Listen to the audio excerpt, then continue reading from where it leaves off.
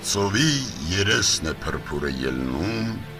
փայլփլում մի պահ իբրև մարգարիտ, մինչ մարգարիտը խորքում է լինում, խորքից է ծնվում գանձը ճշմարիտ, բայց այսպես խոսեց փրփուրն այդ մասին.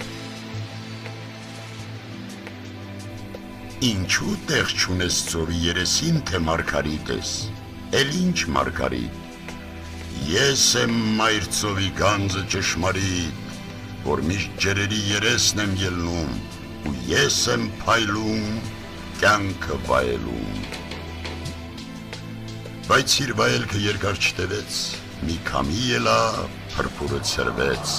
հետքն էլ չմնաց ծովի երեսին։ Մինչ մարգարիտը երբ խորքից հանվեց, ձեռքը ձեռք խլվեց, գանձ է, գանձ ասին, ահա մայր ծովի միակ փառքը մեծ։